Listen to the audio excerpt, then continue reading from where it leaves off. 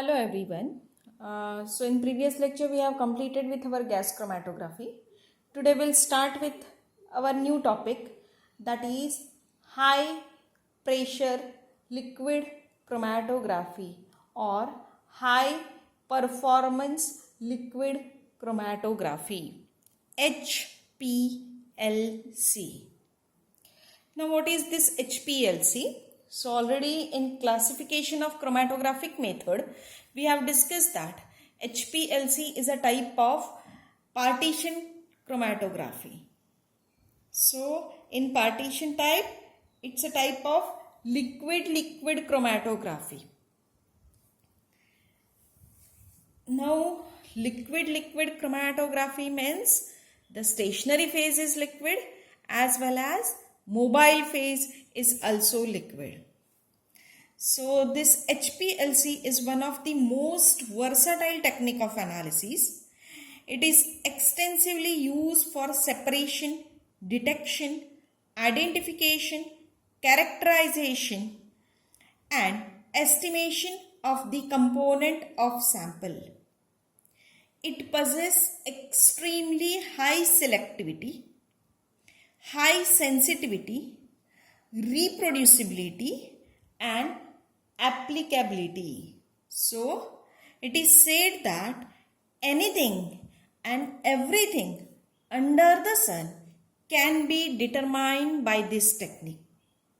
So you can imagine how it is applicable. Anything and everything under the sun can be detected or determined. So hence it is known as high performance liquid chromatography because its performance is too good, too high. Therefore it is high performance liquid chromatography. Now as I have told you that it's a type of liquid chromatography. So mechanism of separation is partition of solute between stationary liquid phase and mobile liquid phase.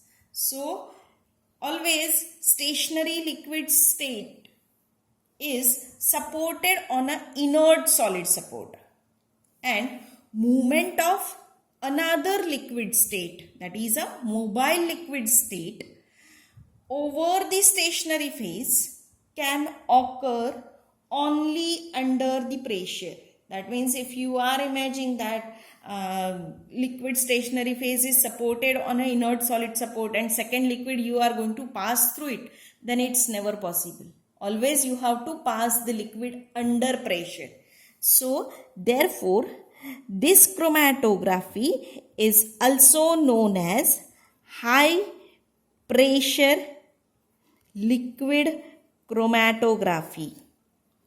Is it clear to you why it is known as a high pressure liquid chromatography as well as high performance liquid chromatography? For both same abbreviation is there, that is HPLC, but it is also known as high pressure or high performance liquid chromatography.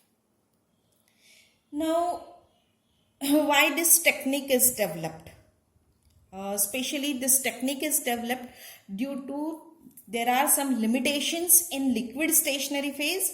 There are some limitations in liquid chromatography, that is solid liquid chromatography or another liquid chromatography, as well as there are some limitation in GC, that is gas chromatography. Now very first, the main limitation of GC is that GC can be used for those samples which can be vaporized or which possess sufficient vapor pressure. Now this limitation is definitely overcome in HPLC because in HPLC both are liquid phases. So not necessary to vaporize the sample component, or you can say that not necessary to vaporize the sample. So whatever the limitation in GC is overcome.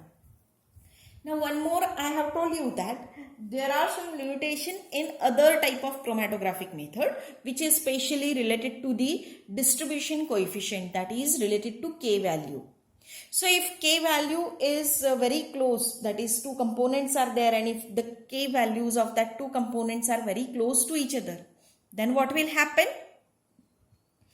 For those components, a very long column will be required for the separation, or your separation time will increase. So it's difficult to carry out separation, but this HPLC is carried out under high pressure. Its performance is too good, so therefore the limitation, this limitation is also overcome in HPLC. So HPLC can be used for separation of large number of chemically similar components, which is not possible by the other chromatographic technique. Hence it is a high performance liquid chromatography. Now though this, you can say that advantages are there in case of HPLC, but there are some limitations. That is, identification of an estimation of any component is required, then that component must be present in its pure state or pure form. So this is, you can say, that basic limitation of HPLC. Now in case of HPLC, as it is a high pressure liquid chromatography, so always high pressure pumps are needed, so it increases cost of instrumentation. This is one more limitation of HPLC. And in most of separation technique, the reverse phase chromatographic method, that is reverse phase HPLC. What is reverse phase? That we'll discuss later on. But just keep in mind, reverse phase chromatographic method is used. Now in this reverse phase chromatographic method, polar mobile phase is preferred. So solvents like methanol, acetonitrile, etc. are used, which are toxic. So these are the, you can say, that limitation of HPLC technique. But though these limitations are there, then too this technique is highly sensitive. It possesses high selectivity and applicability. So therefore this technique is preferred more. Now we'll discuss little about the principle of this technique. So as I have told you, this technique is a liquid-liquid chromatography. So separation is based on the differential distribution of solute between two liquid phases. So principle of separation is same as that of involved in gas chromatography. The concepts of retention time, retention volume, resolution, relative retention, all are applicable here also. As well as the concept of plate theory, rate theory are applied to this HPLC also. So I am not going to repeat that all. Already we have discussed in our gas chromatography. Now directly we'll go towards the instrumentation part of the gas chromatography. So, HPLC. So this is a schematic diagram for the instrumentation of HPLC unit. The components of HPLC unit are solvent reservoir, degassing system, mixing chamber, pressure pump, pre-column, sample injection system, analytical column which is provided with the oven or thermostat, detector and recorder. So in different reference book, you may get different diagrams. You can refer that diagrams if you feel that are simple, but this is the simplest one. So you can refer this. But even some other diagrams are there. Then too the basic components are same. That is solvent reservoir, degassing system, mixing chamber, pressure pump, pre-column, sample injection port, analytical column, detector and recorder. So now we have to discuss one by one. Very first, we'll start with the solvent reservoir. Solvent reservoir. HPLC unit is equipped with two or more solvent reservoir. Now in this schematic diagram, just I have shown you only two solvent reservoir. You can even show 3, 4, 5 and so on also. So it is always equipped with 2 or more solvent reservoirs which are made up of glass or stainless steel. Nowadays even plastic reservoirs are also preferred. So capacity of this reservoir is 250 ml to 1 liter, or sometimes even 2 liters is also there. So solvent reservoir are always equipped with degassing system to remove dissolved gases. Now this solvent reservoir are always connected to the mixing chamber. That means 2 or more solvents are there, then they are mixed and then pass through the pressure pump and goes towards the pre-column. So it's compulsory that mixing chamber should be there. Now in the mixing chamber, the different types of elution are there. So we have to discuss that types of elution. Very first we'll discuss the isocratic illusion. Isocratic illusion. The separation in which mobile phase composition remains constant throughout the process, then it is known as a isocratic illusion. See, I am going to repeat it again. If the mobile phase composition remains same throughout the process, it is known as a isocratic illusion. So in this type, you can prefer a single solvent also, or a mixture of solvent which should remain constant throughout the process. Second is gradient illusion. Gradient illusion. A separation in which 2 or more solvents are mixed and their ratio is varied in a programmed manner is termed as gradient illusion. So I'll repeat it, listen carefully.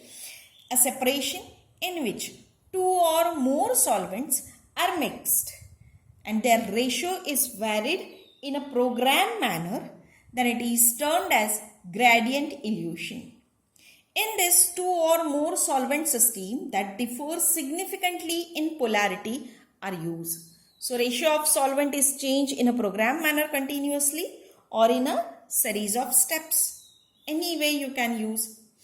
The modern HPLC units are equipped with the device that introduces solvent from 2 or more reservoirs into mixing chamber at the rate which varies continuously. So in a program manner means they are computer operated.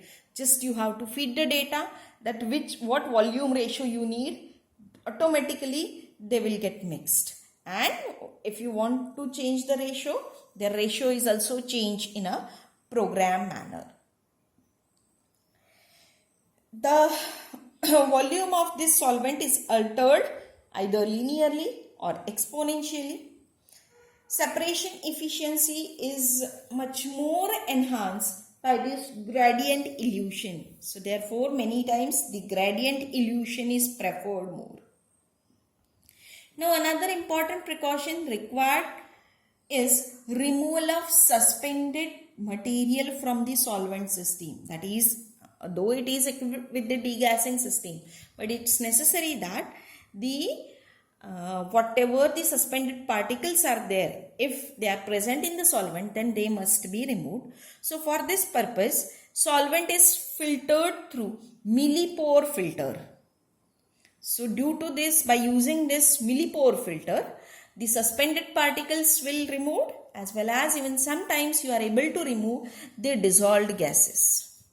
And if it is not possible, then to remove the dissolved gases, the special degassing system is used. So now we'll discuss about the degassing system.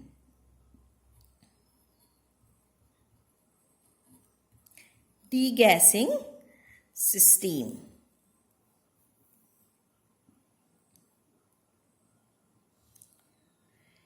Degassing system is used to remove dissolved gases from the solvent. So generally dissolved gases, especially they are focusing on the oxygen and nitrogen, which are dissolved in the solvent, that must be removed. Now if the dissolved gases are present, then what will happen? They will form bubbles into the column, or even into the detector, which will lead to band broadening. So which will affect the efficiency of column. Different methods are used to degas the solvent. Very first method is vacuum pump system. Vacuum pump system. Now in vacuum pump system, the proper pressure is used to condense the solvent vapors. So if solvent vapors are condensed, then whatever the dissolved gases are there at proper pressure, then whatever the dissolved gases are there, that will be escaped. The second degassing system preferred is distillation system. Distillation system. So in distillation system, solvent is stirred and heated and converted into vapors. So just like our normal distillation method, the distillation is carried out. So these vapors are then condensed and directly you will get highly purified solvent which do not contains any dissolved gases. And one more method is there, that is a sparging technique or sparging method. Or sparging technique. Now in this sparging technique, the fine bubbles of inert gas are passed through the solvent. This will sweep out all gases present in the solvent. So for this purpose, generally helium and argon etc. are used to sweep out the dissolved gases. But generally in case of HPLC, the helium is preferred. So that's all for today's lecture.